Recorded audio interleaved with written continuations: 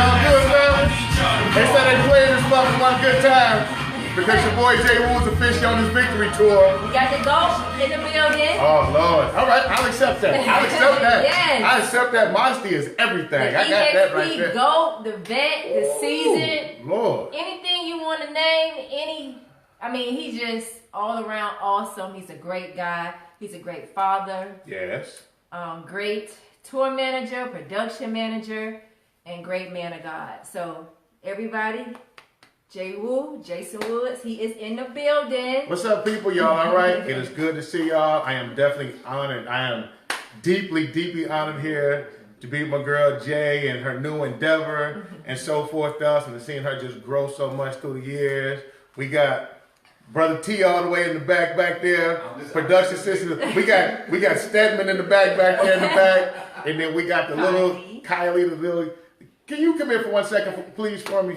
Because I don't know when you may have to disappear on me. Everybody, this is Kylie. This is the niece. But I promise you, for the last 30 minutes, she's been adjusting the camera and everything else. And like, I don't like that angle. I see the light ring in his glasses and so forth else. So when you say nurturing the village and a star is being born, and she has a great, beautiful face in front of the camera, but even more behind the camera, and she is doing it all. So Kylie, thank you for all your help during this interview. I'm not paying you. That's all I got for you. That's all I got for you. I'm sorry. That's it. So without further ado, as you guys can see, this is an official pop-up interview. Didn't announce it till 3 hours ago. And the great thing about this is that sometimes I like to do things unannounced because it adds that spontaneity, but it also gives us a chance to just talk, from a candid perspective. Jason did not see any of the questions that we're asking tonight. Hold on. Let's have a correction on that. I refuse. Yes. Because this is a family environment. I think I was supposed to either do one of the first ones, and scheduling conflicts didn't work out. So I sort of wanted to break it up a little bit. It's going to be difficult to pop up on me and you can't just pop up on me in an event in Atlanta because I really do them here, knowing I'm on the road. I mean, you could have swung down to Miami Beach next week and we could have knocked it out. Yeah, Jazz in the Garden. Nah, it'd have been a whole different interview with Jazz in the Garden. But, we family. We've been together for a long time. I mean, And let me just talk about that. Me and T went our first event with Jason. It was for Dodge. To this day, that was about 11 years ago or so.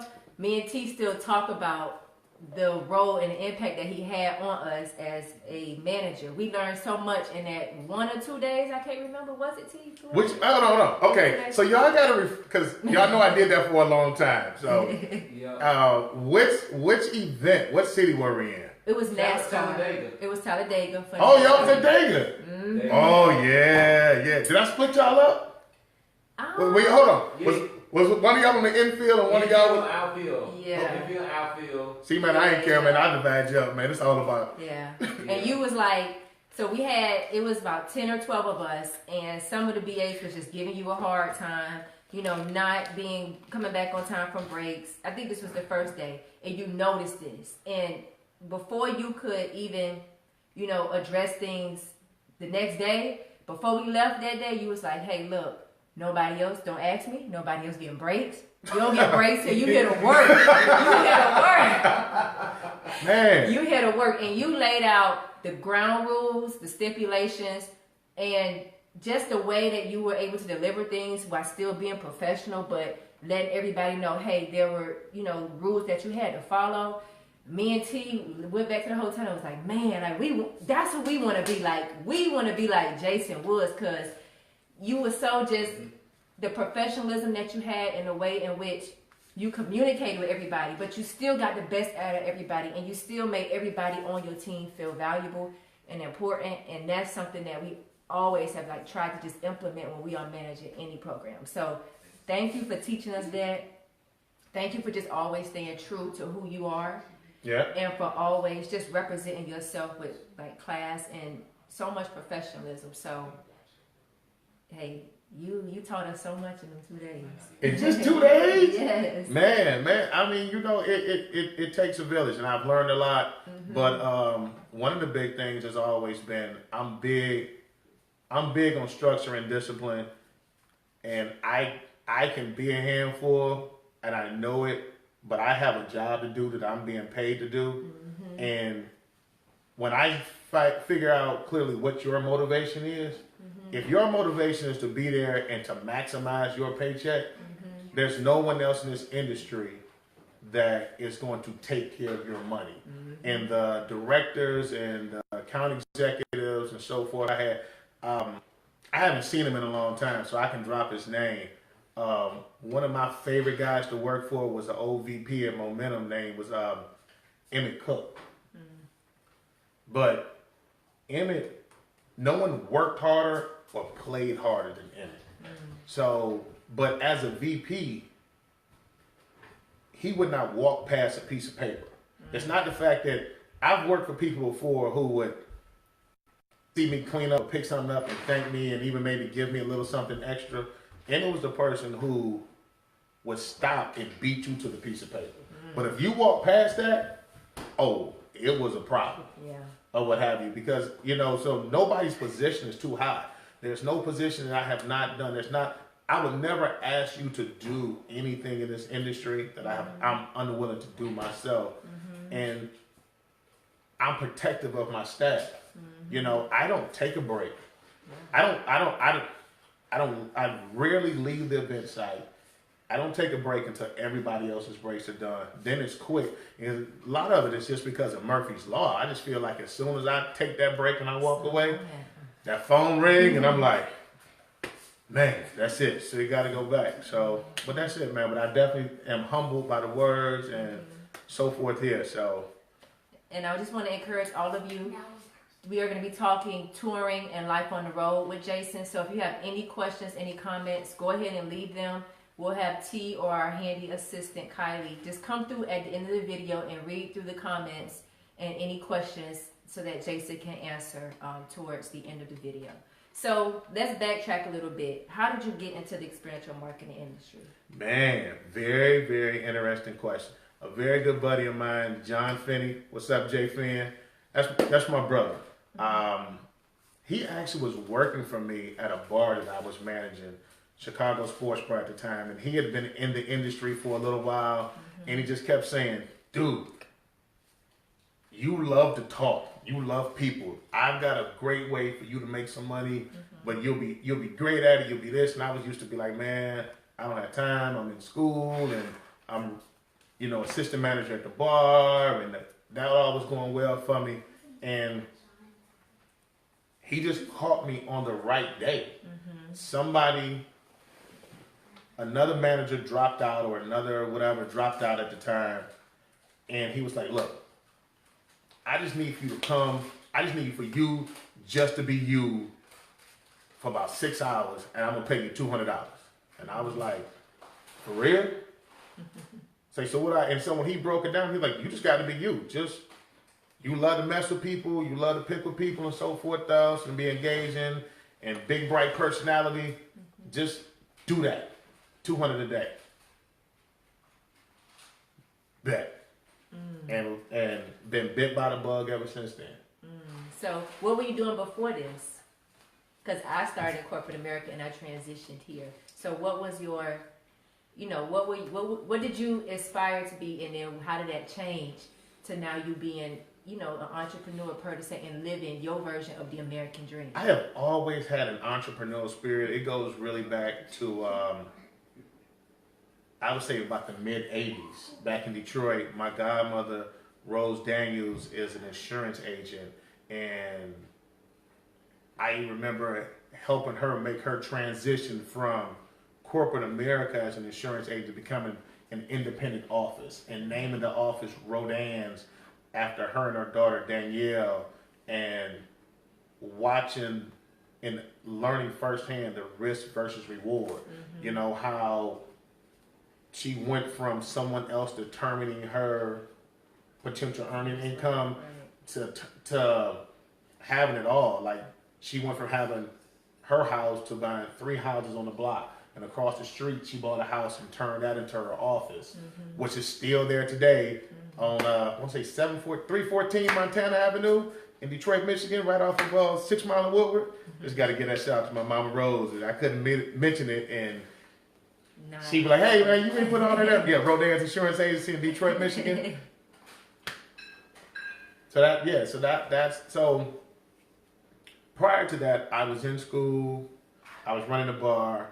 I had honestly just been bitten by the real estate bug, and was introduced by a gentleman named, I was a finance major. So I ran into a guy named Arnold Harper. I know Hart might be watching this, and he saw my resume out there, introduced me to the mortgage business. That snowballed into real estate, and I was also an investor at the time. And so I had my hands in a lot of different things like that. I was also being talked out of, I was finishing up a stint of nonprofit. So community service is very big to me. So I worked 2.5 years, 2 years at Hansman, Atlanta. Then I was associate director at the NFL Yet, which is the legacy program that the NFL leaves behind after the Super Bowl. It was over there in Summerhill. I was coaching Little League, so I was really involved in kids and so forth else. And all these things just started to build up. Shortly after that, the market started to deteriorate. Finney called and told me on this, and just by the grace of God, blessings just started coming, opportunities started coming right back after each other, like boom, boom, boom, boom. I ended up bringing another good friend of mine in on some other things, Casey Thomas over at into the industry. I introduced him to it, and he in turn introduced me to Momentum, and Momentum's been about 13 years. Yeah. I have been able to make a career out of it, been freelancing with it consistently for about 14, 15 years now. My longest running, since I've never been a full-time employee of anyone's, has definitely been with Momentum Worldwide. Okay. So with all of that being said, 14, almost 15 years of touring, what have you noticed as someone who is vetted in the industry and has been through, I wouldn't say per se generational changes, but just changes with the younger generation entering the industry? What are some things that you've noticed, now, doing programs is completely different now probably than when you started. What are, some of those differences that you see? So what are some of the differences in the programs or the individuals, the BAs? Yeah, the BAs. I'm sorry. The EXPs. As we change this over, the EXPs. Yeah. You touched on it earlier this week. There's been a growing sense of entitlement. The industry has completely exploded since I got into it. So there are 4 or 5 staffing agencies that I was there when their first day was there. Like Layton and I are very good friends. That's a brother, man. So I was working with Layton and touring with Layton before he started Ace High. Matter of fact, I worked the first event with Ace High. Sherry Kovac at Fusion. Sherry and I was working NASCAR events together for CSE and traveling and running, catching planes, and Michelle Evie. So when I say that I go back, not trying to date myself, but you asked about the EXPs, with the explosion of the industry, there's been an increased number of EXPs, and a lot of folks really aren't taking into consideration on how large this industry is, but how small it is. Yes. Because it's very, very easy to mess up your name and your reputation. It's been a wave. It's been a roller coaster. I remember when it was small and you really had to protect, and you were fighting and scrapping for opportunities. And when I came in sort of unique because 60-70% of my jobs were always on the agency level. So I wasn't I didn't go 3 or 4 years of typical EXP experience. I typically, because I came in a little bit older, I was in my early 30s. I had already had experience as a manager. I was running other industries, and so I wasn't 19, bright-eyed and bushy-tailed. You couldn't just tell me anything. I wasn't just accepting anything. So, and I carried myself differently. So, but, like I said, entitlement. This industry had gotten so large at one point in time that I've heard stories of EXPs walking off a job and getting hired on somewhere else later on that day because the pool for what would be known or thought of as a quality BA EXP was so small that agencies and staff, they were all scrapping for the same person that they felt like the product wasn't the show. Yeah. What you're putting out, what your the brand, whatever product you're displaying was no longer the show. They were the show. Yes. And that was a lot of times. So when you go back to even talking about Talladega, I've got $300,000 worth of vehicles here. I don't need you trying to outshine this car. We're paid to display the items, the amenities and things like that in this vehicle. Not what the features on the vehicle, not you and your new glasses and everything else and who you can hook up with later on. It's not about you. It's your opportunity to be able to be independent and make some money. So let's talk about your story is a little unique because you, like you said, you went in from agency side. But why is it important for an EXP to start as a brand ambassador and not just jump from getting in the industry to going on tour and being a tour manager? Do you think that experience is important? It depends on the individual and where you are on your level. Okay. And then what do you aspire to be? I think anytime you decide to get into something, when you start it, have an exit plan for it. Have an existence plan and an exit plan. And so when times are good, that's the best time to do it. Of what you want to do, what do you want to do in this industry? The point of what you're saying, I think it's important if you start off on the EXP level because you want to be able to learn the ins and outs without having to pay the ultimate sacrifice. It's a high risk, high reward. You can mess up as a BA on something, and you can mess up as I'm going to correct this. I'm going to get this down because I want to be respectful of the term. You can mess up. It's easier to make a mistake as an EXP than it is as a quote unquote, what my title will be as a production coordinator.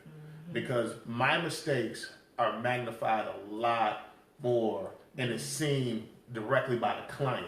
If you mess up as an EXP and I'm your manager, I can cover you. If I mess up as the manager, who's going to cover me? Nobody. That's why. And it's very, very easy. It's so easy to do, and it's some things that you just don't want to be able to take for granted. Yeah, and then learning the ins and outs too is important because, I've worked with EXPs who feel like this person is managing me, but they don't have the same experience, or have been through the same things, or are not even capable of being able to manage this program. So that respect factor plays a role too. And I hear a lot of EXPs say that, I'm vetted. I have X amount of years and I've been through some things. So Everybody feels that they can do the job better until their time comes upon. Until they're called upon. Be patient. If you're patient, if you're diligent, if you show yourself as a hard worker, you will get an opportunity. And you will see that it is not all the fun and games that you think that it is. When we show up and I do my trainings, or like for the Final Four, and I have 20 to 25 people there, and another great friend of mine. There's just so many relationships in here. Mike Turner, Motormouth Mike, one of the best MCs in the industry. I turn that over to him. I let him be the the good cop will lay down the rules, especially because he's managing the stage and so forth else. And I always tell him my job is to make sure that he shines on stage, but he does an outstanding job of breaking down from his discipline that he learned back as an MC on a Disney cruise ship. Mm-hmm. So, and it's just like telling people, you're not the show, you're not this, but the structure and the discipline for it, and not to be able to mess up and to support the show. So what are some things that's, I don't want to, I guess the term pet peeves, but what are some of your don'ts? Like when you see an EXP doing this from a tour manager perspective, you know. First and foremost, I tell folks all the time, and they've heard me say this, you've heard me say this. I understand that bad things happen to good people, but there's never a reason for you not to communicate. You can be running late, but my phone is on me. There's not a reason for me not to. I may miss a phone call, but if you want me to excuse an absence, excuse some tardiness, and not put the backup in and send you home, I should see a text message. I should see a miss.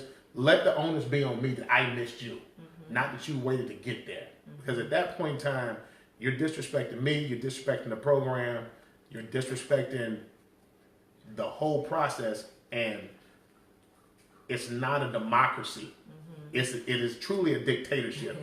There's only one person that's paid to be in charge. I'm judge, jury, executioner. It's going to either go my way because I have to answer to my boss. Yes. And if we can't go my way, then you need to go home. Okay, that's one. Tardiness and communication. Communication, appearance, perception. That's the next thing. You know,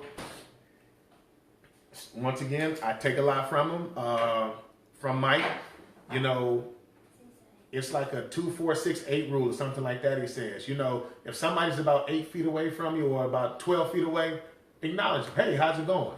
Always have your smile on. You know, if somebody gets a little bit closer to you, you know, acknowledge them even more. Maybe shake their hand, chop up a conversation with them. Our job is easy, but it's difficult because it actually is work. And sometimes even when you're not feeling your best, you still have to go out there and put the show on. You know, you may be having some female problems, but you still got to be out there and smile and so forth else. It doesn't matter the weather. You know, I have worked in everything from 100 and some degrees in Arizona at a NASCAR track to -20 in Minneapolis, Minnesota last year for Super Bowl. So no matter the weather, no matter the conditions, we still have to be there and we still have to have positive and outgoing attitudes. So if all of a sudden, it's we all adults here. I don't accept bitching. Sorry. You can't sit around and complain. If you have an issue or concern, I want you to be solution-based. I'm going to be compassionate. I'm going to listen to you. I'm going to go through everything else. But at the end of it, I'm going to say, so what are we going to do to solve this? Unless it's something I need to step in and solve right away. Yeah, that's good. And like you said, different issues, different personal things may come up, but you can't let it affect your ability to do your job. Not at all. Not at all. And also sometimes you have to learn to protect people from themselves. And that's another reason, you know, my job as a production coordinator or as a manager is to really service and support my EXPs. Because I always tell them, if I give you everything you need to be happy, I get paid the extra 50 cents to be the bad guy, to tell a person, nope, sorry, you can't have that extra item. Sorry, you can't have that. Sorry, we can't do that. Sorry, you can't. Sorry, you can't. Right, we're closed. You can't cut in line. No, you can't take this. I need you just to go out and be happy and make sure people are having a good time. If they walk up to you on a 6, if they leave you at a 6, then you fail. You should take them to a 7, 8, or 9. I pride myself on always having a top 2 or 3 experience when whoever's running the overall footprint, when they go back and they ask the consumer, what was your favorite activity? A lot of times I'm number 1. And I take pride in that. Yeah, you should. Yeah. And that's because it's my way. It's Jwoo's way.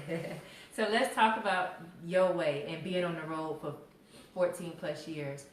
As a tour manager, and even tour managers who, are looking to move into consistently executing tours and living life on the road, how has that transition been for you? I mean, you've been doing it 14 plus years, but, maybe let's talk back to like your first 2 or 3 or 4 tours. What were some of your biggest hurdles or your biggest transitions to getting accustomed to just... We talked about this earlier before we started this. The biggest thing, the biggest advice that I can give to somebody is you have to have a plan. And that plan also has to include your work-life balance. Excuse me. I know people that are getting into this industry even later in life that have children. I had to tell a good friend that wanted to do some EXP work for me that unfortunately she was not going to be able to fit. She didn't fit the demographic that the client wanted. She's a little bit older. They wanted some more college age EXPs, and she couldn't do it.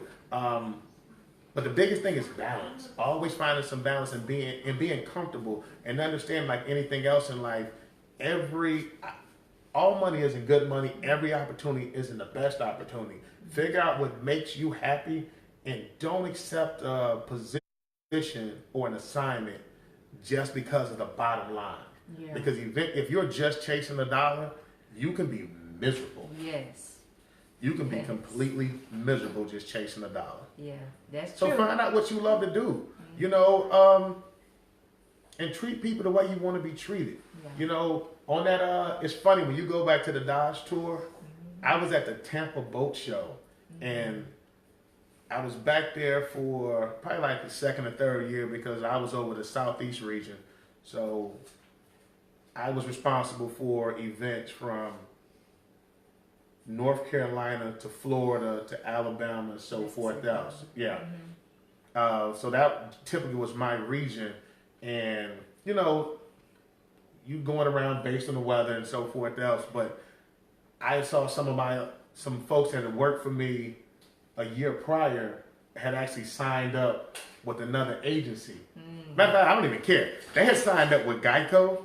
And so we were all in the convention center, and they just came over and was like, we'll quit right now and work for half the money if you can just get us on. If anybody quits, I was honored because they were like, we just want to work for you. But the thing is I also try and make it fun.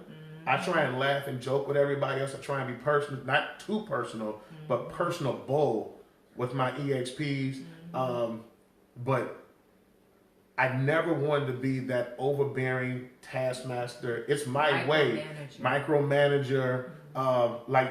Because they were working for someone at Geico, and the lady was just making them stand forward at attention. You couldn't turn around, you couldn't look at anything, you couldn't talk to each other. And I'm like, there's no energy here.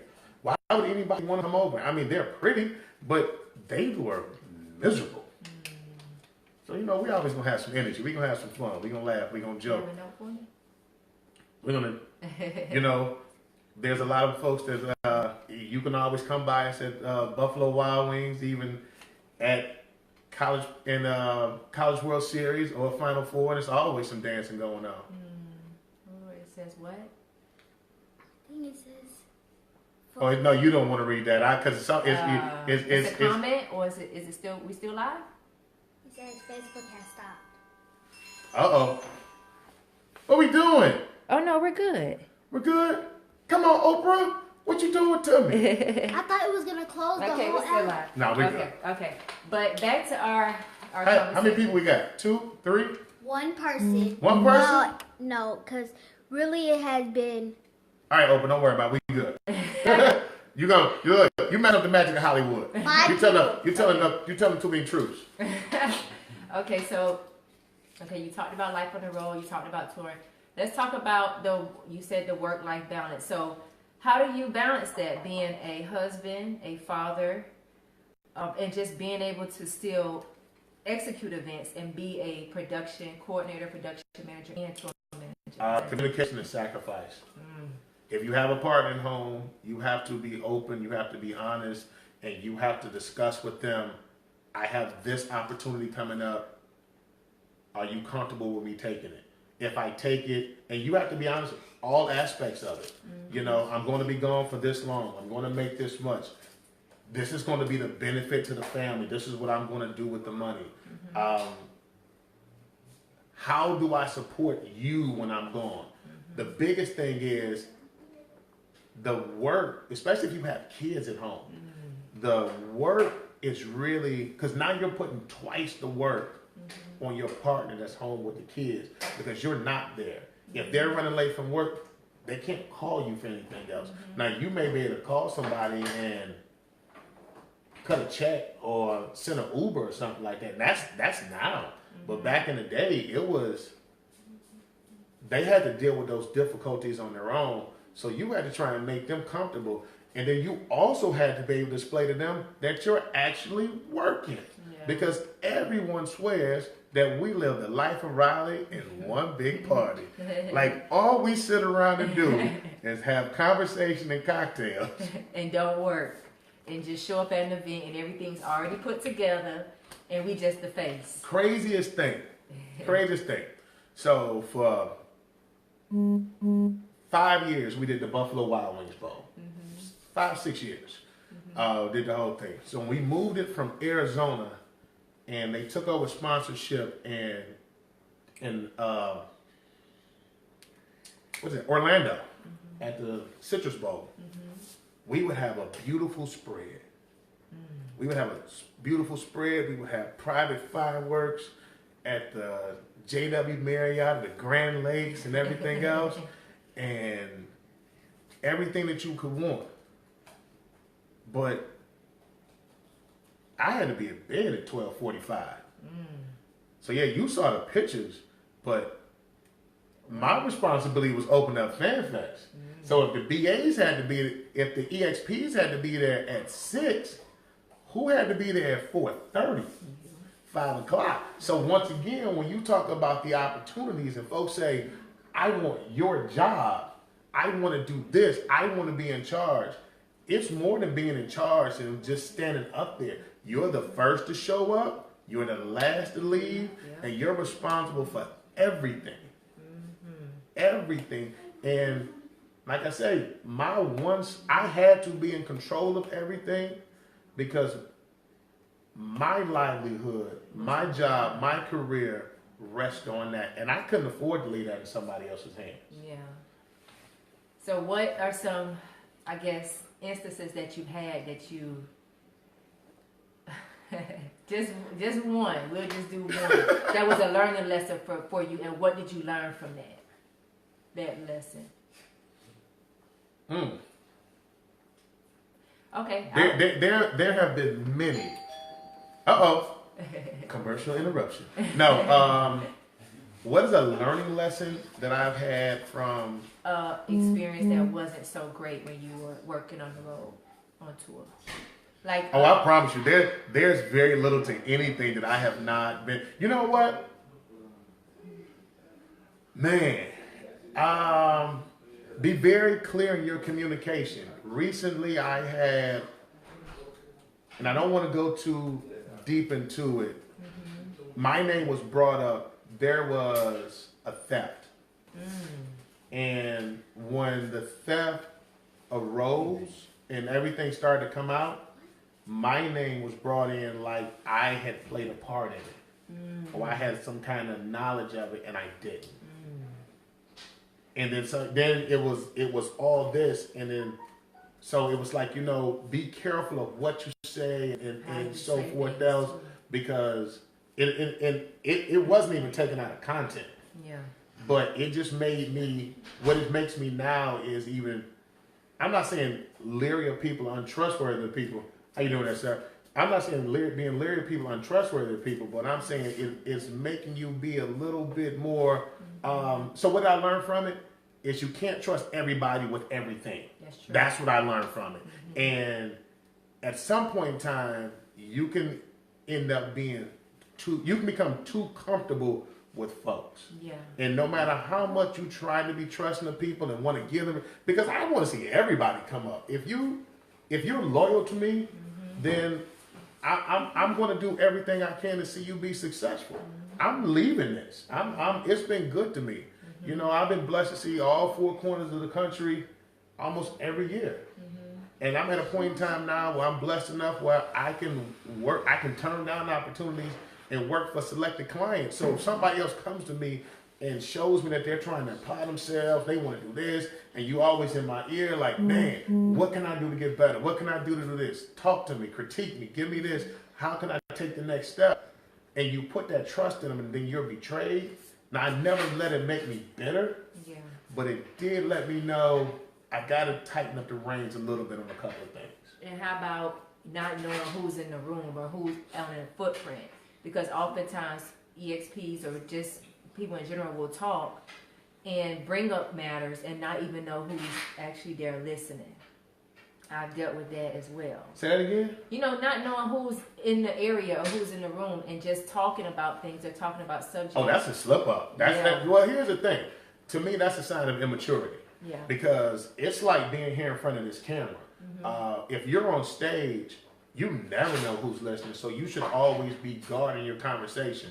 That's why part of my training also is when you go on break, take another shirt. Because I want your time to be your time. But you can't have on my shirt for my client and you sitting up here having your personal conversation.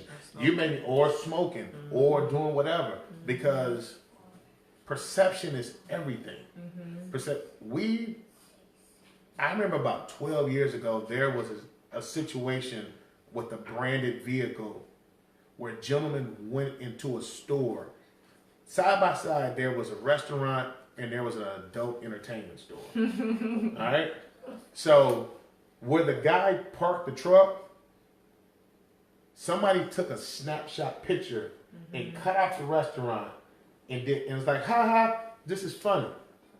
That guy lost his job because that picture circulated around as if that company's branded vehicle was at this establishment, but it was clearly over here.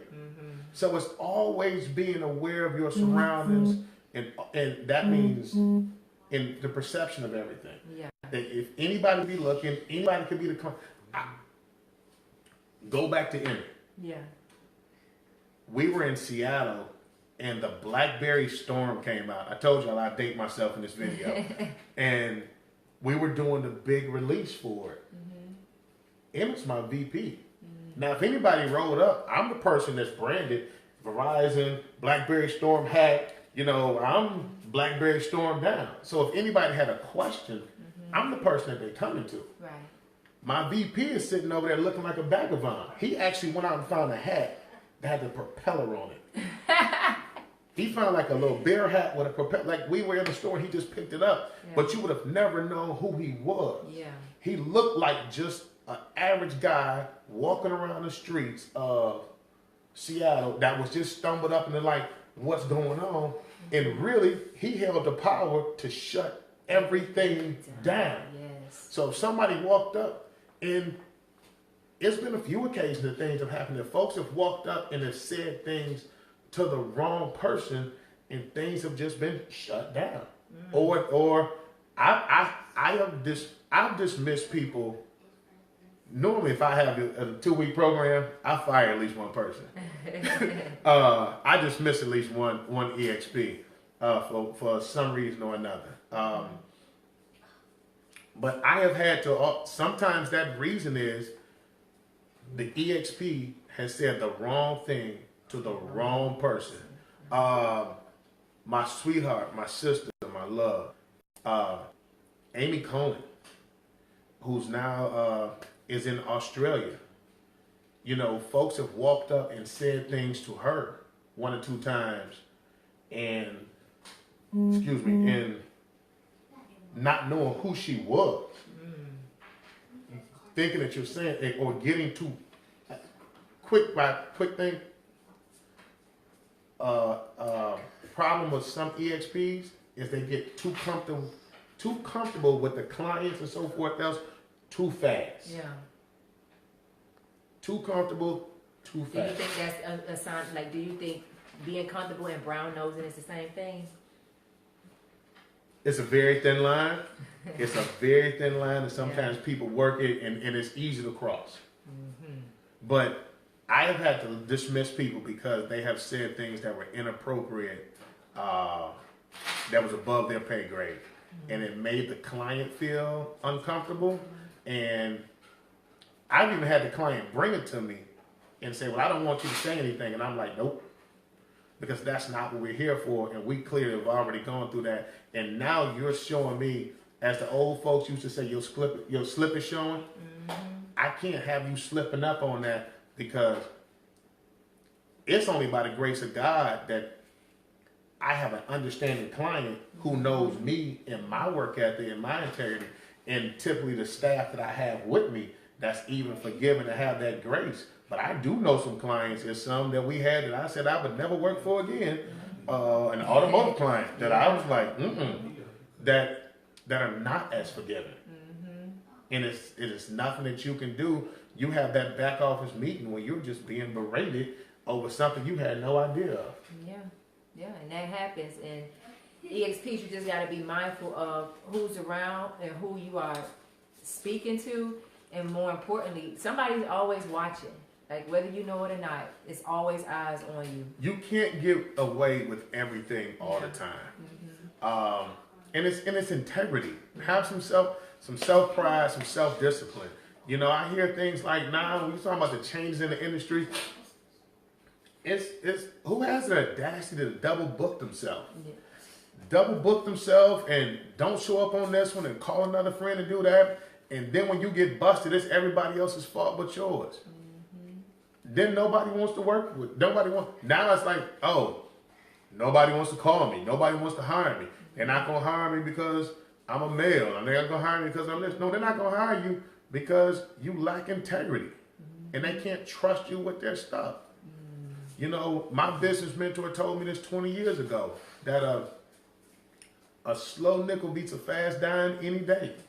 You know, don't devalue yourself. Don't discount yourself. Always ensure that you're worth it, but make sure that the person you're working for, when you leave, they feel like they got a good deal out of you. They got a mutual good deal, and they want to bring you back. You're selling yourself. You know, we came in, we did the intro to Jay-Z's Encore, but Jay always says, you know, I'm not a businessman, I'm a businessman. And you are a business. You are an independent contractor. You are an independent business. You are your everything, and you have to value that as such. You know, you're not a standard employee, you know, where, hey, you know, an at-will employee where you can just be let go and go find another job. You're going to fire yourself and then rehire yourself somewhere else? No, that's stupid. You are a brand within the brand, so you got to represent yourself. You are the brand. You are the brand of you. And you know, people have to start thinking about. So this year, God gave me a message, and it was be intentional. You know, whatever you're doing, like most of my posts I put out now, it's always saying be intentional. I don't care what you're doing. Be intentional about what you're doing. You know, if you want to be successful, be intentional about what you feed yourself, what you put into your mind. Kylie, can you keep it down, please? You're a little loud there, Oprah. Be intentional. So I ensure when I wake up, if I'm not listening to some kind of word, TD Jakes or so forth else, then I'm listening to some Les Brown, some, you know, Tony Evans, you know, some Michael Thomas and so forth else. You know, the brother like, hey, when you want it so bad that you can't breathe, and so, like, how bad do you want this? How bad do you want to be successful in this industry?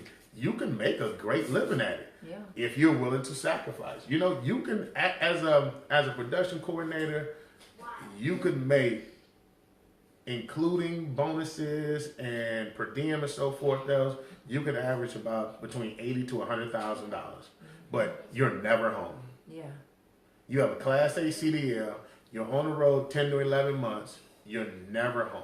So you got but what's your value system? I have an 11-year-old at home. Spending time and being daddy is more important to me than having extra money in the bank. So what do you say to those EXPs who feel like, oh, I can tour, this is easy. You know, touring is nothing. Transitioning from a BA to product specialist to being on tour, it's a piece of cake. What do you say to them? I say it is if you're willing to put in the work. Yeah. You know, I get asked that question all the time. And let's be realistic. When I came into this industry, the EXPs were predominantly young white females. The road managers and so forth else were young white males. It was very few African Americans. It was very few Latinos or Asians and so forth else in the industry. That's who dominated it. So we had to be protective. When we got an opportunity, we had to be protective of it. And I'm not trying to say that I'm not saying that I felt I had to go above and beyond because I'm black. Sometimes you have to, but I'm not. But I don't want to sit here because that would be unfair to people who I felt that have treated me equally throughout my time. So I don't want to sit here on this video and all of a sudden be that way. But you got to be willing to put in the work. Yeah. You know, I've got folks who say, "Hey, I want to be you. Show me how to get to your level." And I turn around and say, "You want a tour? Yeah, you got to get a CDL. You got to get a Class A CDL." Be quiet, John Finney. You got to get a Class A CDL. So if you're not willing to make the sacrifice, so that means if you have to set forth a plan, you have to develop a plan, execute it, and see it all the way through. And so that means if it takes 6 or 7 months for you to stop partying, stop buying new clothes, make a sacrifice, well, who got yours? Hey, you know what? I was blessed enough that I was caught in a situation. Our company was caught in a situation at the time, and they paid for everybody to get a Class A CDL. But I also had got to a point where I said if they were unwilling to pay for it, that I would pay for it. I did. I would go out and I would pay for it. I've got people that have worked for me for 7, 8 years now that still, and every year, or they hit me on Facebook and say something. I'm like, "You still don't have your CDL?" "Nope." "Well, I want to do this. You got CDL yet?" "Nope, can't get it." But by the same token, I can tell you 4 or 5 examples, Jamar, Lavelle, Levan, so forth else, that have come up and have asked me about it. And I've been like, you know what? They got that CDL. Jamoy, you know, UNT, you know, get your CDL. You cannot tour or operate as a tour manager in this industry with a Class C license. You must have at least a Class B, but preferably a Class A. If you are unwilling, if you're unwilling to make the sacrifice and do the work to obtain that, then you are unwilling to be a tour manager in this industry, because you will not be able. You cannot transport the assets, and they do not need you, and you will have a great life as an EXP. Yeah, that's powerful, and that's true. And it has transitioned more to that, because when I started touring 7 years ago, I could tour as a tour manager without having a CDL, but it has evolved into having that CDL is like the golden ticket. Well, here's the thing. The national requirements have changed. Yeah. You know what I'm saying? And it's crazy that the country, we have a federal book for the Department of Transportation that is read and interpreted differently based on where you are in the nation. Yeah, Well, just go by regions. In the Southeast,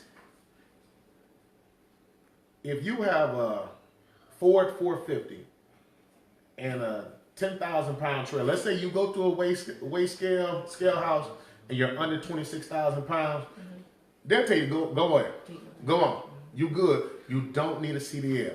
You get out to New Mexico, and as I sit up here, I'm looking at your Route 66. You got New Mexico, Arizona. You trying to go to Vegas, and they pull you over, especially Arizona. Yes. Y'all are looking at this video, and we can laugh and we can joke and we have a good time. And I'm always full of information. Y'all can find me on Facebook. I'm open to questions. If you want to ask me something constructive, or just pick my brain, I'm always an open well of information. But if I can warn you about anything, do not blow a way station in for no reason. In Arizona, please don't get caught without insurance, without all your paperwork for your commercial vehicle, because they will shut. Well, Arizona. Here's the thing: if you get caught in Arizona without insurance, they will suspend your license for a year. And if you turn, well, the company didn't tell me that. She all right. Hey, answer it and be like, hey, your son's being interviewed. Say, hey, Warden, your son's being interviewed. She hung up on me. Oh, that's right. It's Thursday. Yeah. So, it's all you want. So going back to the original question, I'm sorry, run off on a tangent. You have to be able to. You have to be willing to do the work. You know, you have to be willing to sacrifice. So that's also when I say you have to go back, and why balance is so important. Yeah. So you brought up a little bit. You touched on it. Racism. Have you experienced racism as an EXP, and what do you say to those EXPs who may have experienced it at some point or another? Either trying to obtain opportunities and it's given to someone else, or just working an event and life ain't fair. Life ain't fair. Have I experienced it? Very, very little blatant. Because once again, I've been blessed enough to work for some great people at some great agencies. I've had some great VPs, account executives, senior account executives, and so forth, those who took me on my merit. Also, another thing is I've been in the industry for so long. I was there before they got there. Yeah. You know what I'm saying? So, like, I'm working for people now. There's a senior producer at Momentum, and I was there for his first day.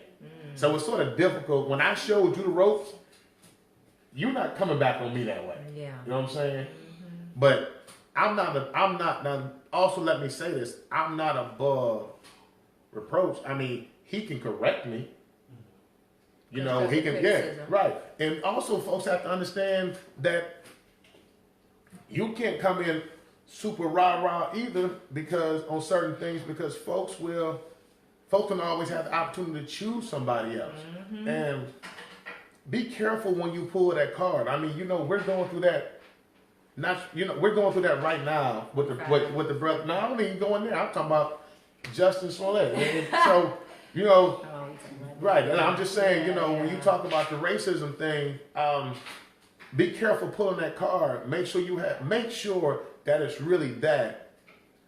And you don't just have, it's not circumstance. Right. It's not right. And be able to narrow it down to that. But now, if I was faced with that, I'm gonna bring it to you. We're gonna deal whatever issue we have. We're gonna deal with that there, because my value is nothing else. I'm still a child of God. I'm still a man, and I'm going to respect myself. I'm blessed enough that I have enough talents. I can find something else to do before I sit up somewhere and I'm miserable and I'm being disrespected. That's not gonna happen. Yeah, that's true. I agree with that. Yeah, that's not gonna happen. That's a good one. So we've covered a lot tonight. Wait a minute, we ain't got no questions? What happened to the questions? The questions, we going off the Nobody asked the question on the TV? I'm sorry, the camera? No, because we got it turned around so we can't read them. Yeah, sorry, we didn't see your questions. One person said, hey Jay, the live videos and pop-up interviews are great. Somebody said reputation. Who? Reputation is everything. Reputation? Reputation is everything. Yeah. And then somebody said, I'm here. And then the rest of people said, I'm here. Are watching. Oh, they just saying that they hear and everything else. Okay. So, yes, we have gone through a ton. And good stuff. Good stuff, okay. So, reputation. Yes. Let's speak on that a little bit. Do you think that pride can get at some people when they're executing an event in a management role and not take constructive criticism? Why is constructive criticism important? Why is criticism important? Because no one's perfect. It's not, I always say it's not what you say, but it's how you say it. Excuse me. So once again, you can criticize me, you can correct me, and I've been corrected. So you have to know your audience. You have to know what a person can take. You have to be respectful. You can be hard, you can be fair, but you don't want to berate a person. You want to be able to correct them and build them up. You don't want to be drunk with power. You don't want to just be you don't want to be abusive just because you can. You know, and a lot of times you get people, you know, it's a lack of compassion and forgiveness. I used to always say, honesty without compassion is just brutality. Yeah. And you just don't need to be brutal just for the sake of being brutal. You can be direct, you can be, you know, you don't have to be sarcastic and everything. Because ultimately you are still one team. Yeah. And what's a general without an army? Yeah. You know,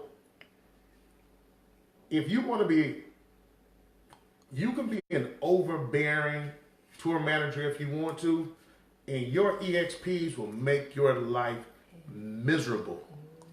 Because yes, you're in charge. Yes, you're the boss. Yes, you're answering all the questions. You're filling out the timesheets, and you have all the branded stuff. But when that rain comes and they time up, who's sticking around with you? Who's willing to work with you even off the clock? Yeah. Who's willing to go that extra mile? You know, who's willing to? You have to pour into people so you can take a break, and that you can walk away and feel confident and feel comfortable that the level of the execution of the event is not going to dip because you went to the bathroom. You know what I'm saying? But that's because you have to pour into people and build them up and empower them, and you have to respect them. Yes. You know, respect is a two-way street. Integrity is a two-way street. It's earned on both sides. And you know, and humility. But you know, old school, it's like we taught to go ahead and respect people initially. Do you feel like in this industry it's not the same? You have to earn it first, or you automatically give EXP? Well, here's the thing. I go in giving respect. Yeah. So I'm not waiting on you. I'm going to lead by example. So, you know, I'm calling you. I'm smiling at you. I'm doing these things. I'm reaching out. I'm trying to set the tone. Yes. You know, I'll call you, sir. I'll call you, ma'am. And you don't have to call me that back. But you're not going to call me out my name. Because I know who I am and who I'm comfortable with. And I have my own set of self-discipline and rules and so forth and values. And I'm not going to break those for anybody. Right. So, but people have different levels nowadays. But I'm not going to be disrespected. And I feel like if I'm being disrespected or if you don't want to get with the program, I will call your booking coordinator and your replacement will be here within the hour. Not a problem. Because it all still comes down to one thing. When you want to affect people, you want to get them, man, when you hit that pocket. I've been pulled to the side many a times and been like, I'm sorry, I can do this. And I'll be like, you know what, unfortunately, this is no longer going to be a fit. Maybe next time I come to town or so forth else. Or if you handle the dismissal the right way, I may not speak openly, or that may weigh if somebody comes and ask for a referral. Because once again, the higher up the ladder, we talk. Yes. We talk all the time. You know, and be careful how you treat people because you never know who they are. I've worked with people, I've worked with managers. Sometimes you have to play nice in the sandbox. You know, Coke is notorious for having 4 or 5 agencies all working in the same footprint, and it might be being ran by one big company, another company is working in there, and I've seen some folks not be the nicest to somebody in an agency that had a smaller piece of it, but ended up needing them later on in life. Yeah. And just because you thought that person was all of a sudden beneath you because your agency is in charge of the footprint, but the next day, the next year, their agency is. You know, there's very little loyalty in clients. They will switch up agencies. And matter of fact, your agency may fold up and start letting people go, and you may need to call them for an opportunity. And last but not least, be careful as a manager on how you treat your EXPs Yep. because you may have to work for them. Yep. I have worked happily for folks I have managed before over the years. I've also quit on them too. I've also told them that I can't work for your partner because the way they're managing this and their level of integrity, I can't do it. So I'm out. Just keep the money. I'm gone. I'm not gonna walk off on that day. I'm just not coming back. Yeah. That's the problem about being a control freak, man. And being able, you talked about how you treat people. But you have a being standard. able, and being able to talk to people. And if somebody telling you, hey, I think you being too hard on this person, or maybe you can, try this approach, being willing and open, to do so. Because a lot of times people You have to take things personally. You have to be flexible. You have to be flexible in this. And everybody does not know how to read somebody. So we always need that person, a true friend, a true partner, is somebody who can come back and correct you. Not correct you in general, pull you to the side. Never question your authority in the open. Pull you to the side and say, hey man, you may want to think about this. You may want to do this next time. You spoke to that person a little bit hard. I have had to apologize.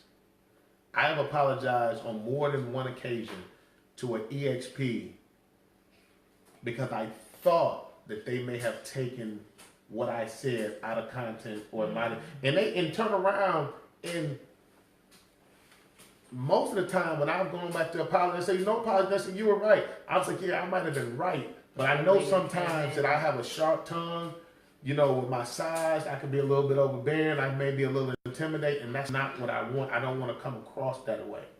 I do want it to be that way, but I'm not perfect. That's the number one thing in any of it. None of us are perfect, and we are all one team. We are all there everybody works for somebody. Yes. Even the VP of the Fortune 5 company. Well, that's what I'm saying. You're right. From 5 to 500. 5 to 500. You're So right. let's think about it. Yeah. When you sit back and think about something, I've represented Coca-Cola, I've represented Chrysler, I've represented Porsche.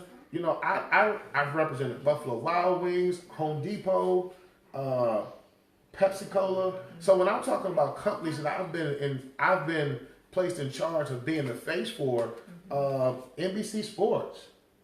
So NFL. Yeah, right. In NFL. I've done television interviews across the country, Boys and Girls Clubs of America. So when people put their trust in you to be the face of their company, the face of their organization, and you have to be protective of that. And you can't be so high and mighty that you think that you're perfect and that you have it and that it's going to be your way. But when I say everybody has a job. The CEO of Coca-Cola is the most important person is the individual that actually purchases that product. Because if you don't purchase that product, they don't have a job. Yeah. So I say that to say you never get so high and mighty that you don't answer to anyone. And it's funny when I hear certain people talk, man, I'm the boss, I'm this. Hey man, that's cool. You can have all of that.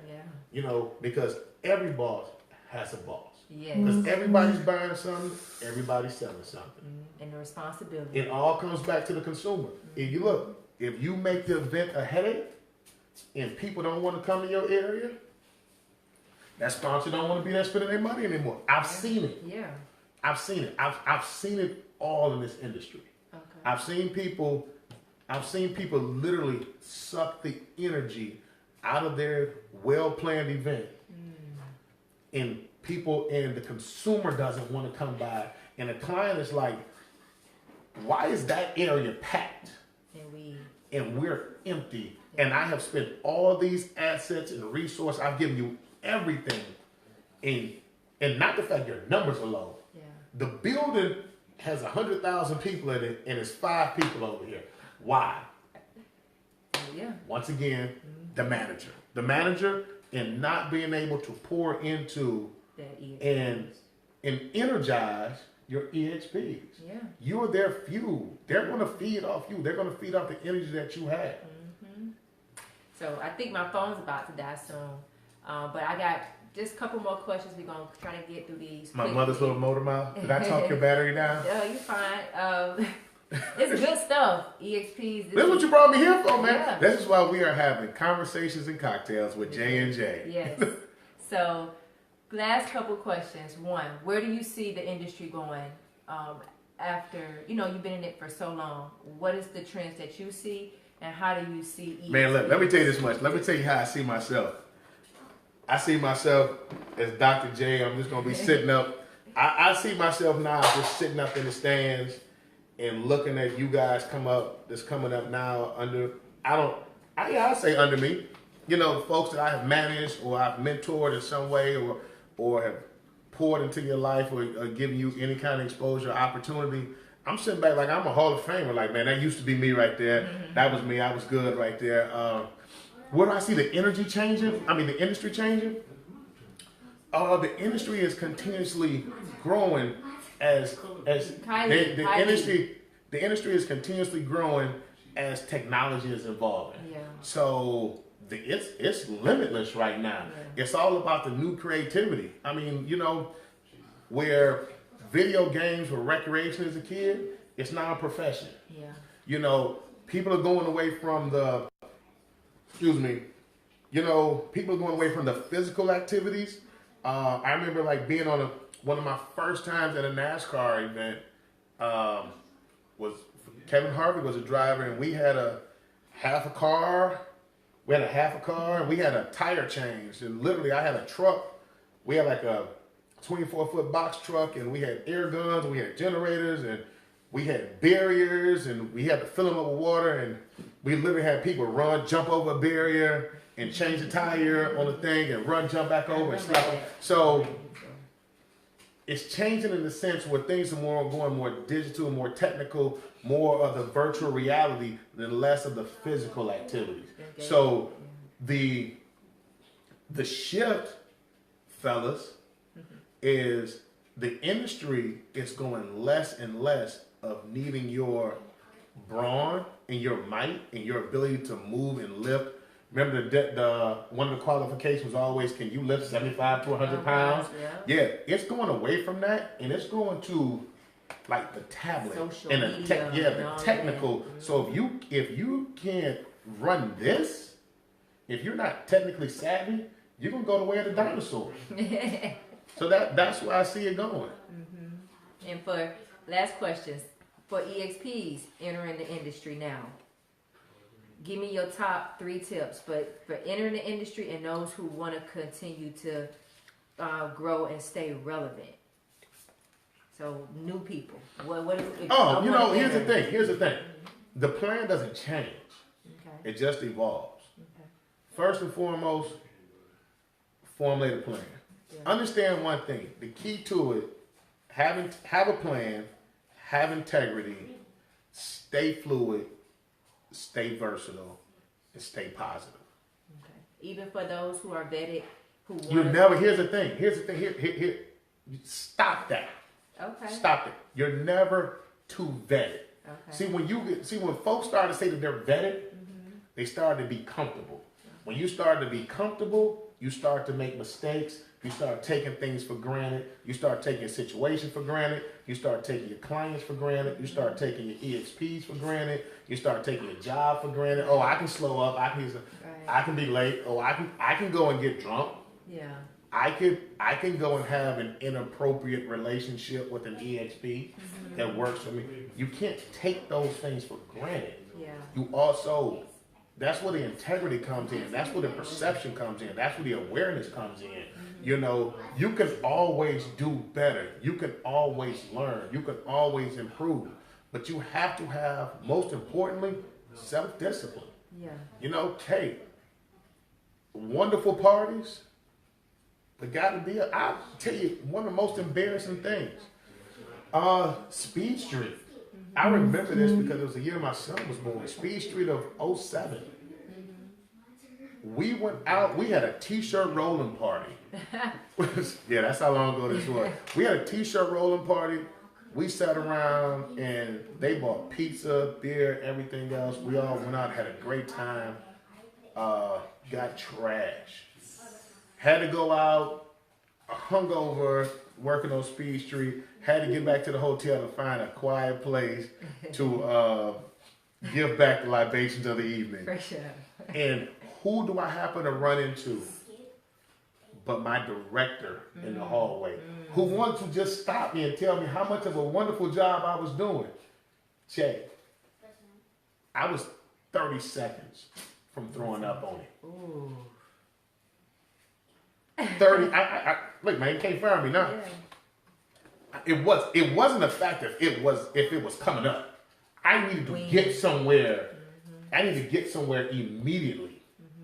And when I got finished, I looked up. I was looking at myself in the mirror, and I said, "Man, you got a great opportunity that you're about to blow because of lack of discipline." And I promised myself at that moment that I would never put myself in a compromising position like that again. And I've shared that story with him. I'm like, dude, if you would ask me 2-3 more questions, you'd have to change clothes. I just had to push you to change clothes. Something. But it was not about to be nice. Wow. So see, we're not perfect. Yeah, none of us are. And No, working in man. this industry, you're going to experience different things and different challenges that's going to grow. You know, ultimately, just everybody's walk is different. It is. Say that. Yep. And you know, and like I say, and it's different. So folks that want to have some integrity, have some discipline if you're upcoming EXP, that you're just getting into the industry. Always stay humble. Come in humble, stay hard work and keep your nose to the grindstone, especially if you get up to the point where you're a tour manager. Ladies, if you want to be a manager, once again, everybody, if you want to manage anything, we got a question? 1%? Okay. Oh, we'll hurry this up. Okay. If you got a question, you have to get your CDL, and then you also, if you're a female, you're probably gonna have to find a guy that you can tour with, because most companies, unfortunately, in the climate of today, do not want to put you. A lot of times, they don't want to have to force you to be in a room with a guy and something inappropriate happens, and it's a liability for them. All right, so we're going to wrap this up because I don't want to lose this video. Thank you, Jason, for You're coming. welcome, and Jay, doing this for finally properly with here. me. And EXPs, make sure you go back and watch this because he provided so much information and tips. Have a good night. And you can friend me on Facebook, and I will answer questions. Hit finish. Wait, and me. Bye-bye, Oprah.